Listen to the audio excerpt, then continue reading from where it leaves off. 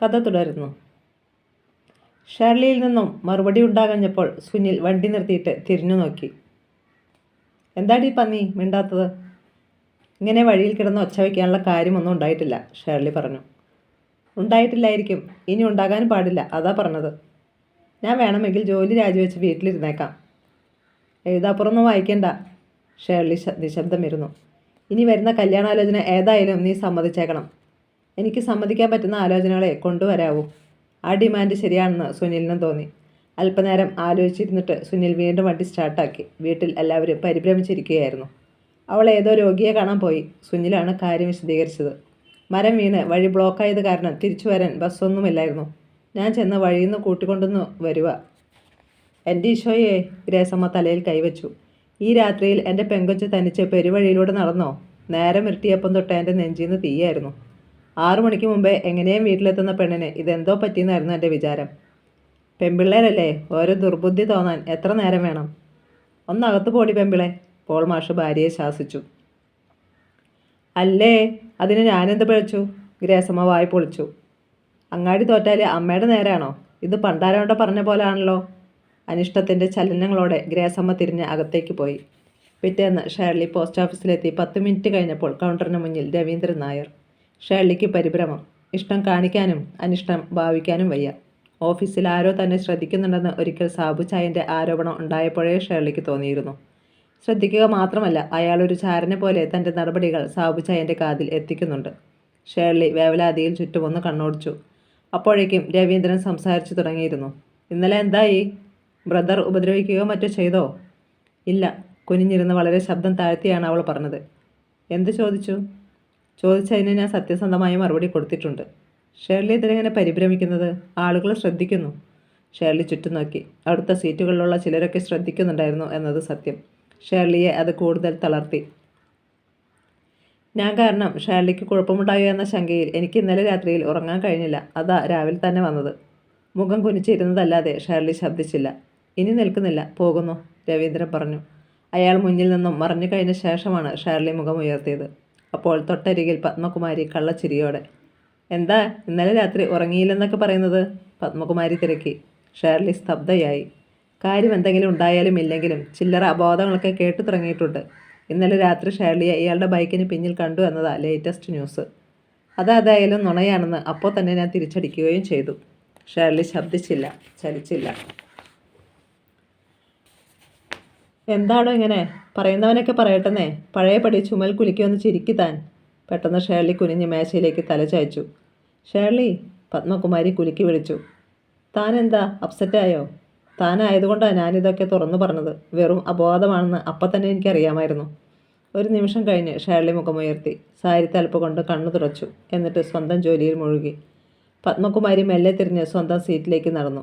തുടർന്ന് വന്ന ഞായറാഴ്ച ഷേർലിയെ കാണാൻ ആൾ വന്നു. അങ്ങനെ ഒരാൾ വരുന്ന കാര്യം തന്നെ ശനിയാഴ്ച രാത്രിയിലാണ് ഷേർലിയെ അറിയിച്ചത്. സുനിലിൻ്റെ കെയർ ഓഫിൽ വന്ന ആലോചനയാണ്. പയ്യൻ ബാങ്കിൽ. അക്കാര്യം അറിയിക്കുമ്പോൾ സുനിൽ ഒരു അനുബന്ധം കൂടി ചേർത്തു. നിനക്ക് ബാങ്ക് ഉദ്യോഗസ്ഥന്മാരെയാണല്ലോ നോട്ടം. ഷേർലി മറുപടിയൊന്നും പറഞ്ഞില്ല. വരുന്ന ആൾ ആരായാലും സാമാന്യം കൊള്ളാവുന്നതാണെങ്കിൽ സമ്മതം മൂളാൻ തന്നെ ഷേർലി തീരുമാനിച്ചു.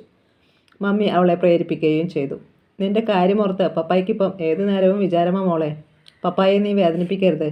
ഇതിനെങ്കിലും നീ സമ്മതിക്കണം. എല്ലാവർക്കും സമ്മതമാണെങ്കിൽ എനിക്ക് സമ്മതമാണ്. ഞാനായിട്ട് ഒരെതിർപ്പും പറയുന്നില്ല. ഷേർലി വാക്കുകൊടുത്തു. ഗ്രേസമ്മയ്ക്ക് സന്തോഷമായി. ഷേർലിയുടെ മറുപടി അവർ എല്ലാവരെയും അറിയിച്ചു. സുനിൽ പറഞ്ഞ പോലെ ബാങ്കുകാരനായതുകൊണ്ടാണെന്ന് അറിയില്ല, ഈ ആലോചന കേട്ടപ്പോഴേ അവൾക്ക് സമ്മതമായി. എന്നാൽ പിറ്റേന്ന് പെണ്ണു കാണാൻ ബാങ്കുകാരൻ എത്തിയില്ല. പള്ളിയിൽ നിന്നും നേരത്തെ വന്ന ഷേർലി പ്രത്യേകം അണിഞ്ഞൊരുങ്ങി നിന്നതാണ്. ഉച്ചതിരിഞ്ഞപ്പോൾ ദല്ലാൾ വന്നു. ആ പയ്യൻ വേറൊരു പെണ്ണിനെ കാണാൻ പോയി. അതൊരു നെറികെട്ട പണിയായി പോയല്ലോ, ഗ്രേസമ്മ പറഞ്ഞു. വരാതിരുന്നത് നന്നായി, പോൾ മാഷ് അറിയിച്ചു. ഈ സ്വഭാവം അവൻ തുടർന്നും കാണിക്കത്തില്ലയോ? 2 നാൾ കഴിഞ്ഞ് രഹസ്യമായി ദല്ലാൾ പോൾ മാഷിനെ അറിയിച്ചു. വേറൊരു പെണ്ണ് കാണാൻ പോയിട്ടൊന്നുമല്ല അയാൾ വരാതിരുന്നത്. പെണ്ണിനെ പറ്റി എന്തോ കേട്ടെന്ന്. പോൾ മാഷ് കണ്ണുരുട്ടി. എന്തു കേട്ടെന്നാ? അതൊന്നും അവർ പറയുന്നില്ല. ഈ കല്യാണം മുടക്കികളെന്നൊരു കൂട്ടരുണ്ടല്ലോ, അത്തരക്കാർ വല്ലതും ഒപ്പിച്ചതാണോന്നും അറിയില്ലല്ലോ. നമുക്ക് ഏതായാലും വേറെ ആലോചിക്കാം. അത്ര ധൃതി പിടിക്കേണ്ട കാര്യമില്ലല്ലോ, ചെറിയ പെങ്കൊച്ചല്ലയോ. പോൾ മാഷ് ചിന്താധീനനായി. താൻ അറിഞ്ഞ കാര്യം മാഷ് ആരോടും പറഞ്ഞില്ല. ഒരു ദിവസം ഷേർലി ജോലി കഴിഞ്ഞ് സ്റ്റോപ്പിൽ ബസ് കാത്തു നിൽക്കുകയായിരുന്നു. അവളുടെ തൊട്ടരികിലായി രവീന്ദ്രൻ്റെ ബൈക്ക് വന്നു നിന്നു. ബൈക്കിൽ നിന്നും ഇറങ്ങാതെയാണ് രവീന്ദ്രൻ സംസാരിച്ചത്. എനിക്ക് ട്രാൻസ്ഫറാണ് കോഴിക്കോട്ടേക്ക്. ഞാനായി സംഘടിപ്പിച്ചതാ. എൻ്റെ സ്നേഹം ഷേർലിക്ക് ശല്യമാവാതിരിക്കാൻ. ഈ ഓർമ്മ വിടണമെങ്കിൽ ഇവിടെ വിട്ട് പോയാലേ പറ്റൂന്ന് തോന്നി. ഷേർലിയിൽ കഠിനമായ നൊമ്പരഭാവം ഉണ്ടായി. അവളുടെ കണ്ണുകൾ നിറഞ്ഞു. ഷേർലിക്ക് നല്ലത് വരട്ടെ, രവീന്ദ്രൻ പറഞ്ഞു. ഏതായാലും ഷേർലി വിവാഹിതയായെന്ന് അറിഞ്ഞ ശേഷമേ ഞാനൊരു വിവാഹത്തെക്കുറിച്ച് ചിന്തിക്കൂ. എന്നാ പോകുന്നത്? വളരെ നിയന്ത്രിച്ചിട്ടും ഷേർലിയുടെ സ്വരത്തിൽ ഇടർച്ചയുണ്ടായി. ഈ ആഴ്ച ഇവിടെ ഉണ്ടാവും. വരുന്ന ആഴ്ച ഞാൻ ഈ നഗരത്തിലായിരിക്കില്ല. പിന്നീട് ഒന്നും പറയാതെ അയാൾ വണ്ടി സ്റ്റാർട്ട് ചെയ്തു ഓടിച്ചു പോയി.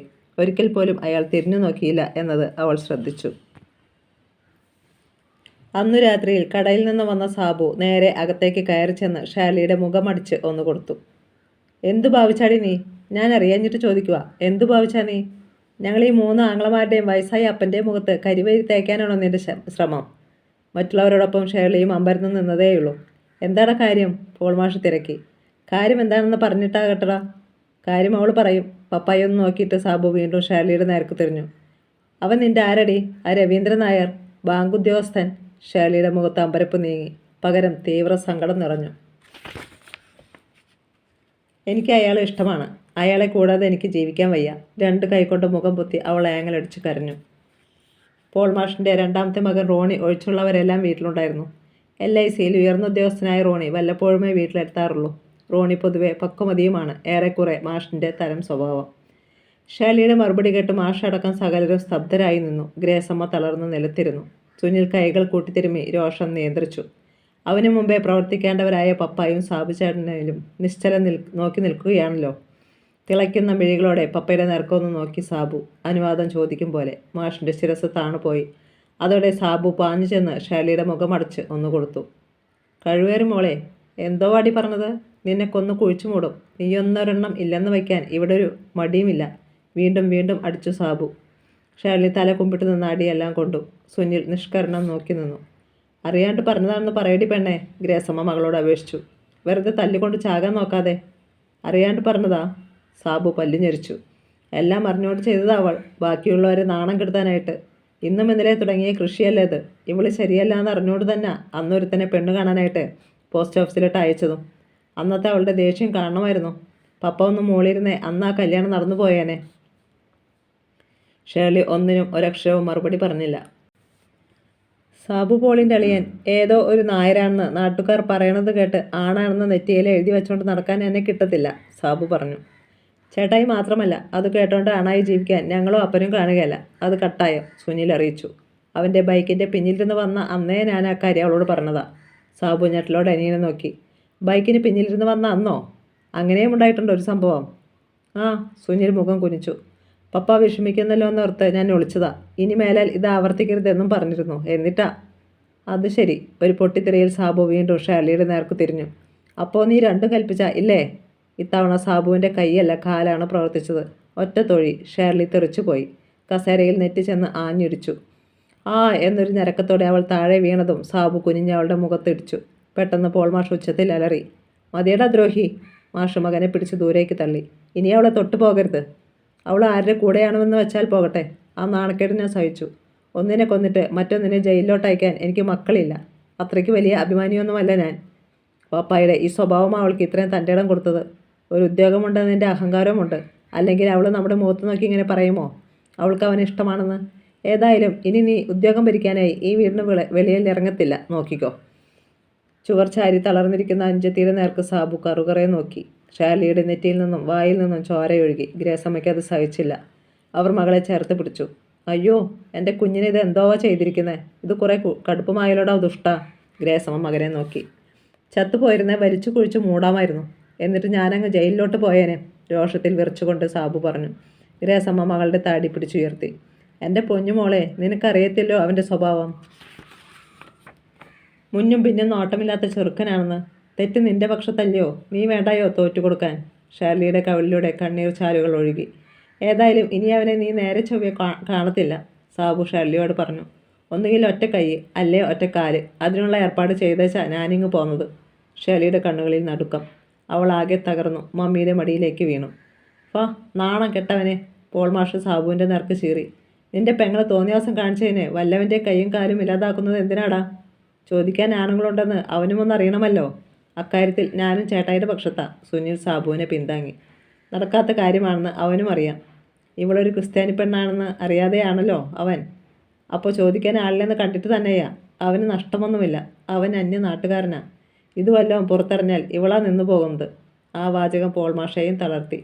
ഷേർലിക്ക് വന്ന അവസാന കല്യാണാലോചന മാറിപ്പോകാനുള്ള കാരണം അദ്ദേഹത്തിന് മാത്രമേ അറിയുകയുള്ളൂ. നീ എഴുന്നേറ്റ് വാ കൊച്ചേ. ഗ്രേസമ്മ മകളെ പിടിച്ച് എഴുന്നേൽപ്പിച്ചു. എന്നിട്ട് ആൺമക്കളെയും അവരുടെ അപ്പനെയും നോക്കി. ഇനി അവളെ ഒന്നും പറയണ്ട. നിങ്ങൾ പറയുന്നതിനപ്പുറം ഒന്നും അവൾ പോകത്തില്ല. അവൾ എൻ്റെ മോളാ. പറഞ്ഞാൽ അവൾക്ക് മനസ്സിലാകും. ഞാൻ അവളെ പറഞ്ഞ് മനസ്സിലാക്കിച്ചോളാം. പിന്നെ സങ്കടത്തിൽ മകളുടെ മുഖത്തേക്ക് നോക്കി. എൻ്റെ ഈശോയെ, മുഖമിരിക്കുന്നത് കണ്ടില്ലേ? ഇങ്ങനെയുണ്ടോ ഒരു നാശം കെട്ട ചെറുക്കൻ? സാബുവിനെ രൂക്ഷമായൊന്ന് നോക്കിയിട്ട് ഷേർലിയെയും കൊണ്ട് ഗ്രേസമ്മ അകത്തെ മുറിയിലേക്ക് നടന്നു. മമ്മി നിർബന്ധിച്ചപ്പോൾ ഷേർലി 2 സ്പൂൺ കഞ്ഞി കുടിക്കാൻ സന്നദ്ധയായി. പക്ഷേ വായ്ക്കുള്ളിൽ എവിടെയോ മുറിവ് പറ്റിയിരുന്നതിനാൽ അവൾക്ക് നീറ്റൽ അനുഭവപ്പെട്ടു. വല്ല കാര്യമുണ്ടായിരുന്ന പെണ്ണെ? വ്യസനത്തിൽ ഗ്രേസമ്മ ചോദിച്ചു. നീ എന്തിനാ അവൻ്റെ അടുത്ത് അങ്ങനെയൊക്കെ പറയാൻ പോയേ? ഒരു പെണ്ണല്ലേ നീ? സാത്താൻ്റെ പ്രേരണയാൽ അരുതാത്തതെന്തെങ്കിലും തോന്നിയാൽ തന്നെ കർത്താവിനെ മനസ്സിൽ ധ്യാനിച്ച് അത് നിയന്ത്രിക്കണ്ടായോ? ഗ്രേസമ്മ തുടർന്നു. എന്തൊക്കെയായാലും ഒരന്യജാതിക്കാരന് നിന്നെ കൊടുക്കത്തില്ല. 3 ആമ്പിളർക്ക് ശേഷം കൊതിച്ച ഒരു പെണ്ണുണ്ടായത്. ഒരു പെണ്ണ് വേണമെന്ന് നിന്റെ പപ്പായ്ക്ക് നിർബന്ധമായിരുന്നു. എല്ലാ അപ്പന്മാരും പെണ്ണ് വേണ്ടെന്ന അഭിപ്രായക്കാരാ. അതിയാൻ അപ്പം പറഞ്ഞത് ഒരു പെണ്ണുണ്ടായാലേ ചാകാൻ നേരത്ത് അപ്പനെ മമ്മയെ നോക്കത്തുള്ളൂ എന്നാ. എന്നിട്ട് ആ പപ്പായയാ നീ തീ തീറ്റിക്കുന്നത്. നീ കണ്ടോ ആ മുഖം? ഒരു തുള്ളി രക്തമില്ലായിരുന്നു. കണ്ടിട്ട് എനിക്ക് സഹിച്ചില്ല. പാവം. ഇത്രയുമൊക്കെ നീ പറഞ്ഞിട്ടും നിന്നെ നോവിച്ചതിന് ആമ്പിള്ളേരുടെ നേർക്ക ആ മനുഷ്യൻ ചാടിക്കടിച്ചത്. അതെൻ്റെ മോളെ ഓർക്കണം. മറ്റുള്ള അപ്പന്മാരും എല്ലാം ആയിരുന്നെങ്കിൽ കാണാമായിരുന്നു കളി. ഒറ്റ വെട്ടിന് 2 തുണ്ടമാക്കി കളയും. ഇങ്ങനെയുള്ളൊരപ്പനെ വേദനിപ്പിച്ചാൽ ദൈവം പൊറുക്കൂല മോളെ. നീണ്ട ഉപദേശം. ഷേർലി ഒരക്ഷരവും പറഞ്ഞില്ല. പപ്പയും മമ്മിയും തമ്മിൽ മിക്ക നേരവും ശണ്ട ഉണ്ടാവാറുണ്ട്. എങ്കിലും കാര്യത്തോടെടുക്കുമ്പോൾ മമ്മി പപ്പയുടെ പക്ഷത്തേ നിൽക്കൂ, പപ്പ മമ്മിയുടെ പക്ഷത്തും. മക്കൾ അപ്പോൾ അന്യരാകും. മമ്മിയുടെ വാചകങ്ങൾ പലതും ഷേർലിയെ സ്പർശിച്ചു. പപ്പയെ അവൾക്കും ജീവനായിരുന്നു. പപ്പയെ വേദനിപ്പിക്കാനും അവൾ അശക്തയായിരുന്നു. പക്ഷേ സാബു ചായം ചോദിച്ചപ്പോൾ താനറിയാതെ സത്യം പറഞ്ഞു പോയെന്നേയുള്ളൂ. ഒരു കണക്കിന് സാബു ചായം തന്നെയാണ് തന്നെ കൊണ്ട് അത് പറയിപ്പിച്ചത്. തനിക്ക് വേണ്ടി ട്രാൻസ്ഫർ വാങ്ങി സ്ഥലം വിടുന്ന രവീന്ദ്രൻ നായരോട് അവൾക്ക് വല്ലാത്ത അലിവ് തോന്നിയിരുന്ന സമയവുമായിരുന്നു. എന്നാൽ പപ്പയുടെ പ്രതികരണം അവളെ ഒരു പുനർചിന്തയിലേക്ക് നയിച്ചു. അവൾ ആരുടെ കൂടെയാന്ന് വെച്ചാൽ പോകട്ടെ, ആ നാണക്കേട് ഞാൻ സഹിച്ചു എന്നാണ് പപ്പ പറഞ്ഞത്. സാബുചായൻ്റെ ശിക്ഷയോ മമ്മിയുടെ ഉപദേശമോ അല്ല, പപ്പയുടെ സ്നേഹമാണ് അവളെ തോൽപ്പിച്ചത്. ഷേർലിയോടൊപ്പമാണ് രാത്രി ഗ്രേസമ്മ കിടന്നത്. അവളെ തനിച്ച് കിടത്തണ്ട കേട്ടോ എന്ന് പപ്പ പറയുന്നതും ഷേർലി കേട്ടു. താൻ എങ്ങോട്ടെങ്കിലും ഓടിപ്പോകുമെന്ന് വിചാരിച്ചാണോ, അതോ വല്ല അവിവേകവും കാട്ടുമെന്ന് ഭയന്നോ? മമ്മി ഉറങ്ങിയ ശേഷമാണ് ഷേർലി ഉറങ്ങിയത്. അവൾ ഉറങ്ങുന്നതിന് അല്പം മുമ്പ് വരെ പപ്പായും ചേട്ടന്മാരും മുൻവശത്തിരുന്ന് എന്തൊക്കെയോ കൂടിയാലോചനകൾ നടത്തുന്നുണ്ടായിരുന്നു. താണ ശബ്ദത്തിലായിരുന്നു സംസാരം. അതുകൊണ്ട് ഷേർലിക്കൊന്നും മനസ്സിലായില്ല. രാവിലെ പതിവിന് നേരത്തെ ഷേർലി എഴുന്നേറ്റു. കുളിച്ച് നെറ്റിയിലെ മുറിപ്പാടിൽ ഒരു ബാൻഡേജ് ഒട്ടിച്ചു. അസാധാരണമായ ഒരു ഭാവവും അവളിൽ പ്രകടമായിരുന്നില്ല.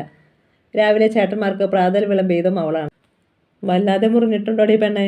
ഷേർലിയുടെ നെറ്റിയിലെ മുറിവിലേക്ക് നോക്കിക്കൊണ്ട് ഉത്കണ്ഠയോടെ സാബു ആരാഞ്ഞു. ഷേർലിയുടെ കണ്ണ് നിറഞ്ഞു. സാരമില്ല, അവൾ പറഞ്ഞു. ഞാനൊരു ഭ്രാന്തനാണെന്ന് നിനക്കറിയാമല്ലോ. പിന്നെ എന്തിനാ എന്നെ കൊണ്ട് വെറുതെ?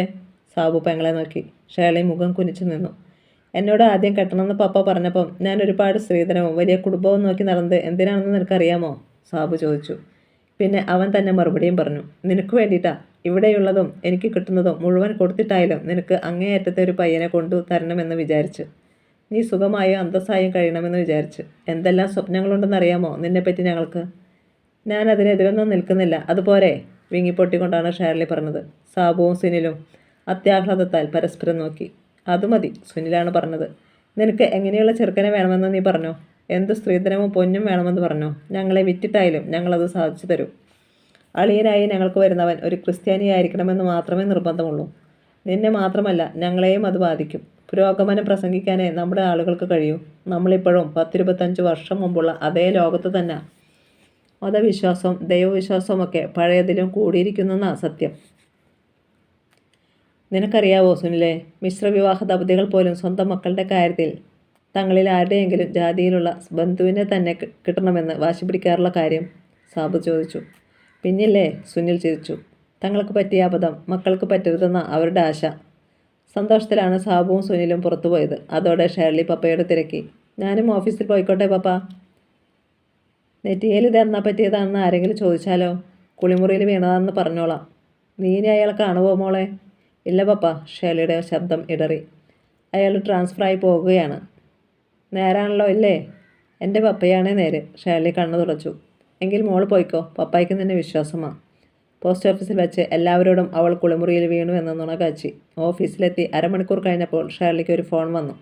മീരയായിരുന്നു. മോളോടൊരു കാര്യം പറയാനുണ്ട്. നേരിൽ പറയേണ്ടതാ. ഉച്ചവരെ ലീവെടുത്ത് ഗേറ്റിൽ വന്ന് നിൽക്കാമോ? ഞാൻ അവിടെ വരാം. എന്താ ചേച്ചി കാര്യം? നേരിൽ പറയേണ്ടതാണെന്ന് പറഞ്ഞില്ലേ? ഷേർലിക്ക് പരിഭ്രമമായി. മീരയിലുള്ള വിശ്വാസം കൊണ്ട് അവൾ ലീവെടുത്ത് ഗേറ്റിലിറങ്ങി നിന്നു. ഒരു ഓട്ടോയിലാണ് മീര വന്നത്. നീ കയറ്, പറയാം, മീര പറഞ്ഞു. ഷേർലി ഓട്ടോയിൽ കയറി. അല്പം നീങ്ങിയ ശേഷമാണ് മീര പറഞ്ഞത്. നിനക്ക് താല്പര്യമില്ലെന്ന് മനസ്സിലായതോടെ പിന്തിരിഞ്ഞതാണല്ലോ ആ രവി. പിന്നെ എന്തിനാ നീ അയാളോട് ഇത് ചെയ്തത്? This is too much. Shirley ഞെട്ടലോടെ മീരയെ നോക്കി. ഞാൻ എന്ത് ചെയ്തു എന്നാ? എന്ത് ചെയ്താലും രവി ഇപ്പോൾ ആശുപത്രിയിലാണ്. തൻ്റെ ചേട്ടന്മാർ കൂലിച്ചട്ടമ്പികളെ വിട്ട് തല്ലിച്ചതാണെന്നാണ് കേട്ടത്. ബാങ്കിൽ നിന്ന് എല്ലാവരും പോയി കണ്ടിട്ട് വന്നതേയുള്ളൂ. ഷേർലി നെഞ്ചിൽ കൈ ചേർത്തു. എന്നിട്ട് ഞാനിപ്പോൾ രവിയെ കാണാൻ പോകുക. വേണമെങ്കിൽ കൂടെ വരാം. അല്ലെങ്കിൽ തിരികെ പോസ്റ്റ് ഓഫീസിൻ്റെ ഗേറ്റിൽ കൊണ്ടുവിട്ടേക്കാം. വേണ്ട, ഞാനും വരാം, ഷേർലി പറഞ്ഞു. അവളുടെ ഓർമ്മയിൽ സാബുചായൻ്റെ വാക്കുകൾ മുഴങ്ങി. ഏതായാലും ഇനി അവനെ നീ നേരെ ചൊവ്വ കാണത്തില്ല. ഒന്നുകിൽ ഒറ്റക്കൈ, അല്ലെങ്കിൽ ഒറ്റക്കാല്. അതിനുള്ള ഏർപ്പാട് ചെയ്താ ഞാനിങ്ങ് പോകുന്നത്. അതൊരു വെറും ഭീഷണിയാണെന്നേ കരുതിയുള്ളൂ. പക്ഷേ സാബുചായൻ അത് ചെയ്തിരിക്കുന്നു. ഷേർലിയുടെ മുഖം വലിഞ്ഞു മുറുകി. ഹോസ്പിറ്റലിൻ്റെ പോർച്ചിലെത്തി ഓട്ടോ നിന്നു. സമ്പന്നരുടെ ആശുപത്രിയിലാണ്. നിരവധി നിലകളുള്ള കെട്ടിട ശൃംഖല. ലിഫ്റ്റിൽ വേണം മുകളിലെത്താൻ. 5ാമത് നിലയിലായിരുന്നു രവി. ലിഫ്റ്റിൽ നിന്ന് പുറത്തു വന്നതും ഷേർലിക്ക് വല്ലാത്തൊരു തളർച്ച. എങ്ങനെ രവീന്ദ്രൻ നായരെ നേരിടുമെന്നായിരുന്നു പ്രധാന വിഷമം. അയാളുടെ അവസ്ഥ എങ്ങനെയുണ്ടാവും? എങ്ങനെയായാലും അതിൻ്റെ പൂർണ്ണ ഉത്തരവാദി താനാണ്. തനിക്ക് വേണ്ടിയാണ് ചേട്ടന്മാർ ഇങ്ങനെയൊരു കളി കളിച്ചത്. തൻ്റെ യാതൊരു മനസ്സറിവും ഇല്ലായിരുന്നെങ്കിലും. മീര ചേച്ചി, എനിക്കെന്തോ വല്ലാത്തൊരു പേടി തോന്നുന്നു, മീരയുടെ കൈ പിടിച്ചുകൊണ്ട് ഷേർലി പറഞ്ഞു. ഷേർലി തീർത്തും നിരപരാധിയായാൽ പോലും രവിയെ കണ്ട് ഒരു ക്ഷമാപണം അറിയിക്കേണ്ട കടമയുണ്ടെന്ന് എനിക്ക് തോന്നുന്നു, മീര ഉപദേശിച്ചു. മാത്രമല്ല, തൻ്റെ പൊസിഷൻ മനസ്സിലാക്കാനും അയാൾക്ക് കഴിയും. ഞാൻ അറിയുന്ന രവി തികച്ചും ഒരു ജെന്റിൽമാനാണ്. അയാൾക്ക് തന്നെ പറ്റിയൊരു തെറ്റിദ്ധാരണയും ഉണ്ടാവാൻ വഴിയില്ല. മീര ബലം കൊടുത്തിട്ടും കുനിഞ്ഞ മുഖത്തോടും ഇടറുന്ന കാലുകളോടുമാണ് ഷേർലി ആ പേവാർഡിൻ്റെ വാതിൽ കടന്നത്. വാർഡിനുള്ളിൽ രവിയുടെ സഹപ്രവർത്തകരും സുഹൃത്തുക്കളും ഉണ്ടായിരുന്നു. മീരയും ഷേർലിയും മാത്രമായിരുന്നു സ്ത്രീകൾ. കടന്നു ചെന്നപ്പോഴേ ഷേർലിയെ മുറിയിലുള്ളവർക്കെല്ലാം മനസ്സിലായെന്ന് തോന്നുന്നു. നേരിയൊരു നിശബ്ദതയും അതിനുശേഷം ഒരു ചെറു പിറുപിറുക്കലും ഉണ്ടായി. ഇതാണോ കഥാപാത്രം എന്ന ഭാവത്തിൽ ഷേർലിയെ ഒന്ന് കണ്ണെറിഞ്ഞിട്ട് ഒരാൾ രവിയെ അർത്ഥഗർഭമായി നോക്കുന്നതും കണ്ടു. ഷേർലി ചമ്മലിൻ്റെ അസഹ്യ നിലയിലെത്തിയിരുന്നു. എന്നാൽ രവിയുടെ മുഖം ശാന്തമായിരുന്നു. ഞങ്ങൾ പിന്നെ വരാം എന്ന് പറഞ്ഞ് 1-2 പേർ ഒഴികെയുള്ളവരെല്ലാം പെട്ടെന്ന് മുറിവിട്ട് പോയി. അതോടെ ഷേർലി മുഖമുയർത്തി രവിയെ നോക്കി. സ്വയം അറിയാതെ അവളുടെ കണ്ണുകൾ നിറഞ്ഞു. രവി അവളെ നോക്കി പുഞ്ചിരിച്ചു. ഓഫീസിലെത്തിയപ്പോഴാവും ഷേർലി അറിഞ്ഞത്, ഇല്ലേ? യാതൊരു പരിഭവവും കൂടാതെയായിരുന്നു രവിയുടെ അന്വേഷണം. അതെ, മീരയാണ് മറുപടി നൽകിയത്. ഞാനാണ് ഫോണിൽ വിളിച്ചറിയിച്ചത്. ഏതായാലും ഇങ്ങനെ ഒരു അവസ്ഥയിലായാലും ഷേർലിയെ ഒരിക്കൽ കൂടി കാണാനായല്ലോ. സന്തോഷം, രവി പറഞ്ഞു. ഒരാഴ്ച ഇവിടെ ഉണ്ടാകുമെന്ന് ഷേർലിയോട് പറഞ്ഞെങ്കിലും ഇന്നലെ വൈകുന്നേരം ഈ നഗരം വിടാനായിരുന്നു എൻ്റെ തീരുമാനം. അപ്പോഴാണ് ഇവിടുത്തെ കുറച്ച് സുഹൃത്തുക്കൾ രാത്രിയിൽ ഒരു പാർട്ടി വെച്ചത്. അതുകൊണ്ട് മാത്രമാണ് ഇന്നലെ ഞാൻ ഇവിടെ നിന്നത്. പാർട്ടിയിൽ പങ്കെടുത്തത് കാരണം എന്നോടൊപ്പം ഒരു ചങ്ങാതിയും കൂടി ലോഡ്ജ് മുറിയിലുണ്ടായിരുന്നു. ഷേർലിയുടെ ആംഗ്ലമാർ ഇടപാട് ചെയ്ത ആ തെമ്മാടികൾക്ക് ശരിക്കും ആളെ മനസ്സിലായില്ലെന്ന് തോന്നുന്നു. പാവം, എൻ്റെ ചങ്ങാതിക്ക് കൂടുതൽ പരിക്കേറ്റത്. അയാൾ മുകളിലെ വാർഡിലാണ്. ഷേർലിക്ക് ശബ്ദിക്കാനായില്ല. അവൾ പ്രതിമയായി നിശ്ചലം നിന്നു. കിട്ടാനുള്ളത് കിട്ടി, രവീന്ദ്രൻ തുടർന്നു. ആ സ്ഥിതിക്ക് ഇനി ഒരാഴ്ച കഴിഞ്ഞിട്ടേ ഞാൻ മടങ്ങുന്നുള്ളൂ. ലീവ് ആപ്ലിക്കേഷൻ അയച്ചു കഴിഞ്ഞു. ആശുപത്രി വിട്ടാലുടൻ ഷേർലിയുടെ ഏട്ടന്മാരെ കണ്ട് ഒരു താങ്ക്സ് പറയണം. ഷേർലിയുടെ മുഖത്ത് സംഭ്രമം നിറഞ്ഞു. എൻ്റെ ചേട്ടന്മാർക്ക് വേണ്ടി ഞാൻ മാപ്പ് ചോദിക്കുന്നു, ഇടറുന്ന സ്വരത്തിൽ അവൾ അറിയിച്ചു. ഏയ്, രവീന്ദ്രൻ നായർ ചിരിച്ചു. അത്രയ്ക്കുള്ള പരിക്കൊന്നുമില്ല ഞങ്ങൾ രണ്ടാൾക്കും. ഇത്തരം ഓലപ്പാമ്പിനെ കണ്ടാൽ വിരലിൽ നിന്ന് സൂചിപ്പിക്കാനാ ഒന്ന് കാണിക്കാമെന്ന് വെച്ചത്. ഷേർലിക്ക് അത് ബുദ്ധിമുട്ടാണെങ്കിൽ വേണ്ട, ഞാൻ ആരെയും കാണുന്നില്ല. ഇതിന് ഞാനെന്ത് പ്രായശ്ചിത്തം ചെയ്യണമെന്ന് പറഞ്ഞാൽ മതി, ഞാൻ ചെയ്യാം, ഷേർലി പറഞ്ഞു. പ്രായശ്ചിത്തം ചെയ്യേണ്ടത് ഷേർലിയുടെ ചേട്ടന്മാരല്ലേ? അവർക്ക് വേണ്ടി ഞാൻ ചെയ്യാം. വേണ്ട, പ്രായശ്ചിത്തം കൂടാതെ തന്നെ ഞാനത് മറന്നിരിക്കുന്നു. ഷേർലി സമാധാനമായി മടങ്ങിപ്പോയിക്കോ. പക്ഷേ ഈ കുട്ടി ഇവിടെ വന്നതറിഞ്ഞാലുള്ള അവരുടെ പ്രതികാര നടപടി എന്തായിരിക്കുമോ എന്തോ, അതാ എൻ്റെ പേടി, മീര പറഞ്ഞു. എന്നോട് എന്ത് പ്രതികാര നടപടി വേണമെങ്കിലും സ്വീകരിച്ചോട്ടെ, രവി പറഞ്ഞു. നേരിടാനിതാ തയ്യാർ. രവിയോടുള്ള പ്രതികാര നടപടിയെക്കുറിച്ചല്ല ഞാൻ പറഞ്ഞത്. ഷേർലിയോടുണ്ടായേക്കാവുന്ന പ്രതികരണത്തെക്കുറിച്ചാണ്. രവിയെ കാണാൻ ഷേർലി ആശുപത്രിയിലെത്തിയെന്നറിഞ്ഞാൽ അവർ പൊറുക്കുമോ? അതേപ്പറ്റി ഓർക്കാതെയാ ഞാൻ അതിനെയും വിളിച്ചുകൊണ്ട് പോകുന്നത്. അതേക്കുറിച്ചും എനിക്ക് വേവലാതിയൊന്നുമില്ല, രവി അറിയിച്ചു. ഷേർലിക്ക് ധൈര്യമുണ്ടോ? ഒരു വാക്ക് പറഞ്ഞാൽ മതി. 2 സാക്ഷികളെ നൊടിയിടയിൽ ഞാൻ സംഘടിപ്പിക്കാം. പിന്നീട് ഒരിക്കലും ഷേർലിക്ക് പശ്ചാത്തപിക്കേണ്ടിയും വരില്ല. പക്ഷേ ഇപ്പോഴെടുക്കുന്ന തീരുമാനം ഉറച്ചതായിരിക്കണം. സമ്മതമാണോ മരണം വരെ എന്നോടൊന്നിച്ച് ജീവിക്കാൻ? എന്നിൽ വിശ്വാസം തോന്നുന്നെങ്കിൽ മതി. ഷേർലിക്ക് വല്ലാത്തൊരു ഞെട്ടലുണ്ടായി. ഓളത്തിൽ ആടിയുലയുന്ന വള്ളം പോലെ അവളൊന്ന് ചലിച്ചു. പിന്നെ മുഖം താഴ്ത്തി. ഞാനൊന്ന് ചോദിച്ചെന്നേയുള്ളൂ, രവി തുടർന്നു. യാതൊരു നിർബന്ധവുമില്ല. ഷേർലിയുടെ തീരുമാനം ഷേർലിയുടേത് മാത്രമായിരിക്കണം. ഇഷ്ടമില്ലെങ്കിൽ ഞാനിങ്ങനെ ചോദിച്ചിട്ടേയില്ലെന്ന് കരുതാം. സമ്മതിക്കുന്ന ഷേർലിയോടും വിസമ്മതിക്കുന്ന ഷേർലിയോടും എനിക്ക് ഒരേ മനോഭാവമായിരിക്കും. ഷേർലി മടങ്ങിപ്പോയിക്കോട്ടെ രവി, മീര പറഞ്ഞു. എത്രയും നേരത്തെ അവളിവിടെ വന്ന കാര്യം ആരും അറിയാതിരുന്നാൽ മാത്രം മതി. അറിഞ്ഞാൽ എന്താ? കുറച്ച് അടിയും ഇടിയും സഹിക്കേണ്ടി വരുമെന്നല്ലേ ഉള്ളൂ, രവി പറഞ്ഞു. സാരമില്ല. ഞാൻ മൂലമുണ്ടായ അസുഖകരമായ അനുഭവങ്ങൾ ഓർക്കുമ്പോൾ എന്നെ വെറുക്കാനും മറക്കാനും എളുപ്പമാകും. ഷേർലി പോയിക്കോളൂ. തനിക്ക് എല്ലാ നന്മകളും ഉണ്ടാവട്ടെ. പക്ഷേ ഷേർലി ചലിച്ചില്ല. മീര അവളുടെ കൈ കവർന്നു. പോകാം. ഇനി നിന്നാൽ ശരിയാവില്ല. മീരയ്ക്ക് ഭയമുണ്ടായിരുന്നു. ഷേർലിയുടെ തീരുമാനം മാറുമോ എന്ന്. ഒരു കമ്പക്കെട്ടിന് തീ പകർന്ന അനുഭവമായിരിക്കും പിന്നീട്. ഷേർലിയെ വിളിച്ചുകൊണ്ട് പോകുന്നത് പോലും തെറ്റായിപ്പോയെന്ന് മീരയ്ക്ക് തോന്നി. അവർ ഷേർലിയുടെ കയ്യിലെ പിടിമുറുക്കി. ഷേർലി ഒരു ഒഴുക്കിലെന്നോണമാണ് മെല്ലെ തിരിഞ്ഞത്. മുറിയുടെ വാതിൽ കടക്കുമ്പോൾ അവൾ തിരിഞ്ഞൊന്ന് നോക്കി. രവിയുടെ കണ്ണുകൾ നിറഞ്ഞിരുന്നു. ചുണ്ടിൽ വിതുമ്പൽ. അതൊരു വിടപറച്ചിലായി അവൾക്ക് തോന്നി. നെഞ്ചിനുള്ളിൽ അസഹ്യമായ നൊമ്പരം. രവിയുടെ ഇടത് കൈ പ്ലാസ്റ്ററിട്ട് സീലിങ്ങിൽ തൂക്കിയിരിക്കുകയായിരുന്നു. നെറ്റിയിൽ ബാൻഡേജ്. വരൂ, മീര ഷേർലിയെ പിടിച്ചു വലിച്ചു. ലിഫ്റ്റ് താഴേക്ക് ചലിക്കുമ്പോൾ ഷേർലി മുഖം പൊത്തിപ്പിടിച്ചു. താൻ ഇത്രയും സെൻസിറ്റീവാണെന്ന് അറിഞ്ഞിരുന്നാൽ ഞാൻ ഒരിക്കലും വിളിച്ചോണ്ട് പോരില്ലായിരുന്നു, മീര പറഞ്ഞു. എന്തു കാര്യത്തിലായാലും പെട്ടെന്നൊരു തീരുമാനമെടുക്കുന്നത് ശരിയല്ല, അതും ഇതുപോലെ ഒരു സാഹചര്യത്തിൽ. രവിയുടെ കാര്യത്തിൽ തനിക്കൊരു പുനർചിന്തയുണ്ടെങ്കിൽ ശാന്തമായി ആലോചിച്ച് ഒരു തീരുമാനമെടുക്കുക. അങ്ങനൊരു തീരുമാനമെടുക്കാൻ ഞാൻ ഉണ്ടാവില്ല ചേച്ചി. അതെന്താ? തന്നെ ആരെങ്കിലും തല്ലിക്കൊല്ലുമോ? അതൊക്കെ വെറുതെയാ.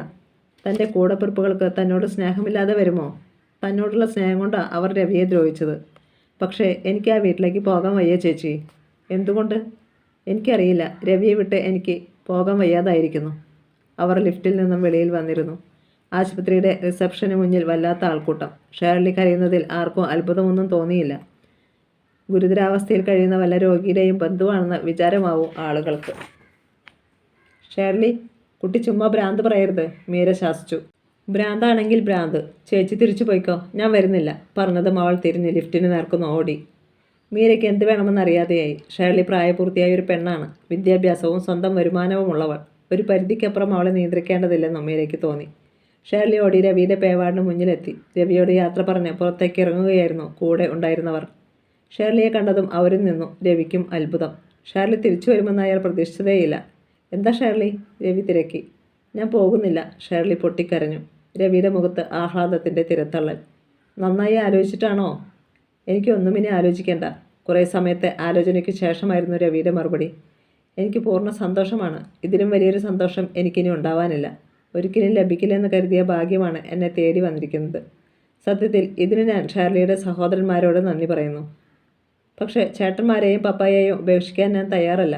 എന്നെങ്കിലും അവർ നമുക്ക് മാപ്പ് തരാൻ സന്നദ്ധരായാൽ പൊരുത്തപ്പെട്ടു പോകാൻ രവി എന്നെ അനുവദിക്കുമോ? എന്താ സംശയം? രവി ചിരിച്ചു. പൊരുത്തപ്പെട്ടു പോകാനാണ് എനിക്കും ആഗ്രഹം. പിന്നെ കൂടെയുള്ളവരെ നോക്കി ആവശ്യപ്പെട്ടു. എനിക്ക് 2 സാക്ഷി വേണം. 2 അല്ല, സാക്ഷികളെ എത്ര വേണമെങ്കിലും പറഞ്ഞോളൂ, അവർ അറിയിച്ചു. ഷേർലി മടങ്ങുന്നില്ലെങ്കിൽ ഇന്ന് തന്നെ ആ ചടങ്ങ് നടക്കണം, രവി പറഞ്ഞു. താൻ ധൈര്യമായിട്ടിരിക്കെ, ഞങ്ങളെല്ലാം ഏർപ്പാടാക്കിയിട്ട് വണ്ടി അയക്കാം. നേരെ രജിസ്റ്റർ കച്ചേരിയിലേക്ക് വന്നേച്ചാൽ മതി എന്ന് സുഹൃത്തുക്കൾ. ഹോസ്പിറ്റലിൽ നിന്നും പുറത്തു പോകാൻ അനുമതി കിട്ടുമോ എന്നതായിരുന്നു രവിയുടെ പ്രശ്നം.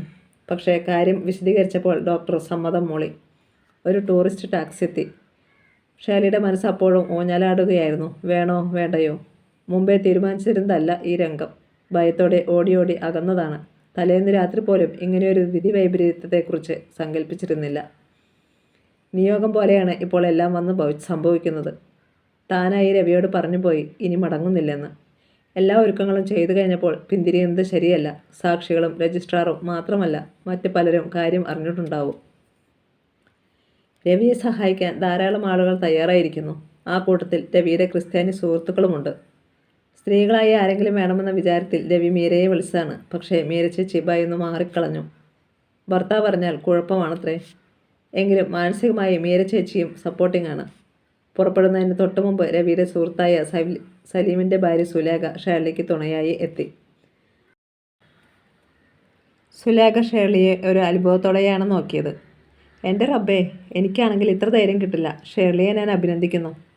ഒരേ മതസ്ഥരാണെങ്കിലും സലീമിൻ്റെയും സുലേഖയുടേതും പ്രേമവിവാഹമായിരുന്നു. സാമ്പത്തിക അന്തരത്തിൻ്റെ പേരിൽ സുലേഖയുടെ വീട്ടിൽ എതിർപ്പായിരുന്നു. ആ എതിർപ്പ് അലിഞ്ഞു തീരും വരെ കാത്തിരിക്കാനേ സുലേഖയ്ക്ക് കഴിഞ്ഞുള്ളൂ. ഗൾഫിൽ പോയി സലീം ലക്ഷങ്ങൾ സമ്പാദിക്കേണ്ടി വന്നു ആ സ്നേഹം സാക്ഷാത്കരിക്കാൻ. എന്നാൽ ഷേർലിക്കും രവിക്കുമിടയിൽ അത്തരമൊരു പ്രേമബന്ധം ഉണ്ടായിരുന്നില്ല. കത്തെഴുതിയിട്ടില്ല, സ്നേഹിക്കുന്നു എന്നൊരു വാക്കു പറഞ്ഞിട്ടില്ല. പരസ്പരം കണ്ടതും ഉരിയാടിയതും തന്നെ എത്ര കുറിച്ച്. കാറിൽ കയറുമ്പോൾ ഷേർലിയുടെ കണ്ണുകൾ നിറഞ്ഞു. മുഖം പൊത്തിപ്പിടിച്ച് അവൾ ഏങ്ങലടിച്ചു. ഇനി കരയാൻ പാടില്ല ഷേർലി, രവീന്ദ്രൻ പറഞ്ഞു. മറ്റുള്ളവർ കണ്ടാൽ ഞാൻ കമ്പൽ ചെയ്ത് കൊണ്ടുവന്നതാണെന്ന് കരുതൂ. അത് അപകടമാണ്. രജിസ്ട്രേഷൻ കഴിയും വരെ കൺട്രോൾ ചെയ്യണം. ഓഫീസിൽ വെച്ച് ധൈര്യമായും സന്തോഷമായും സംസാരിക്കണം. കണ്ണീർ തുടച്ചിട്ട് ഷേർലി തലയാട്ടി. പക്ഷേ അവൾക്ക് സഹിക്കാൻ കഴിയുന്നില്ലായിരുന്നു. പപ്പായുടെയും ചേട്ടന്മാരുടെയും ഏറ്റവും വലിയ സ്വപ്നമായിരുന്നു തൻ്റെ വിവാഹം. മനസ്സ് ചോദ്യവും കെട്ടിക്കയറ്റവും അടുക്കള കാണാൻ മമ്മി പോകുന്നതും ഒക്കെ വർണ്ണിച്ച് ചേട്ടന്മാർ മൂവരും തന്നെ കളിയാക്കിയിട്ടുണ്ട്. ഷേർലി മോടെ മാപ്പിളയുടെ വീട്ടിൽ അടുക്കള കാണാൻ ചെല്ലുമ്പോൾ കൊണ്ടുപോകേണ്ട പലഹാരങ്ങളുടെ എണ്ണത്തെക്കുറിച്ച് മമ്മിയും സങ്കല്പിക്കുമായിരുന്നു. എല്ലാം തകർന്നു. ഏറ്റവും കഷ്ടം പപ്പായുടെ കാര്യമാണ്. ഒരു മകളുണ്ടാകാൻ കൊതിച്ച പപ്പ. ഒരു പെണ്ണുണ്ടായാലല്ലേ കെട്ടിച്ചു കൊടുക്കാൻ പറ്റൂ. പെൺപിള്ളേരെ കെട്ടിച്ചയക്കുന്നത് അപ്പന്മാരുടെ അവകാശമാണ്. അതിൻ്റെ വേവലാതിക്കും തത്രപ്പാടിനുമൊക്കെ ഒരു സുഖമുണ്ട്. പെണ്ണില്ലാത്ത അപ്പന്മാർക്കേ അതിൻ്റെ പ്രയാസം അറിയൂ എന്ന് പപ്പ കൂടെ കൂടെ പറയും. പെണ്ണില്ലാത്ത അപ്പൻ്റെ അവസ്ഥയിലായിരിക്കുന്നു തൻ്റെ പപ്പ. കാറിൽ നിന്നിറങ്ങിയതും ഷേർലി അത്തരം വിചാരങ്ങൾക്ക് കടിഞ്ഞാനിട്ടു. രവീന്ദ്രൻ നായരെ കണ്ടുമുട്ടിയ ആദ്യ നാളുകളിലെ തമാശകളാണ് അവൾ ഓർത്തത്. രജിസ്ട്രാറുടെ മുന്നിലെ പുസ്തകത്തിൽ രവിയും ഷേർലിയും ഒപ്പുവച്ചു. പരേതനായ പൂവത്തുശ്ശേരി കൃഷ്ണൻ നായരുടെ മകൻ PK രവീന്ദ്രൻ നായർ 27 വയസ്സും, കല്ലിങ്കൽ KA പോൾ മകൾ ഷേർലി പോൾ 23 വയസ്സും അങ്ങനെ വിവാഹിതരായി. ഉച്ചയ്ക്ക് ടൗണിലെ ഹോട്ടലിൽ വെച്ച് മോശമല്ലാത്ത ഒരു സൽക്കാരം. തിരികെ ആശുപത്രിയിലേക്ക് പുറപ്പെടേണ്ടതാണ് വധൂവരന്മാർ. അപ്പോഴാണ് ഒരാൾ വന്ന് രവിയുടെ കാതിൽ എന്തൊക്കെയോ മന്ത്രിച്ചത്. ഷേർലി, നമ്മൾ നേരെ തൻ്റെ വീട്ടിലേക്ക് പോകുന്നത്, രവീന്ദ്രൻ പറഞ്ഞു. ഷേർലിക്കൊന്നും മനസ്സിലായില്ല.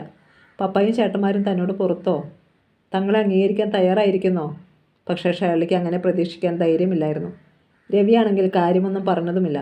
കാർ വീടിനടുത്തപ്പോൾ രവി ഷേർലിയുടെ കൈ കവർന്നു. അവളെ ചേർത്ത് പിടിച്ചുകൊണ്ട് കാതിൽ അറിയിച്ചു. മോൾ സഹിക്കണം. മോശമായൊരു വാർത്തയാണ് പറയാൻ പോകുന്നത്. മോളുടെ പപ്പ പോയി. പെട്ടെന്ന് അറ്റാക്കുണ്ടായതാണത്രേ. കഥ തുടരും.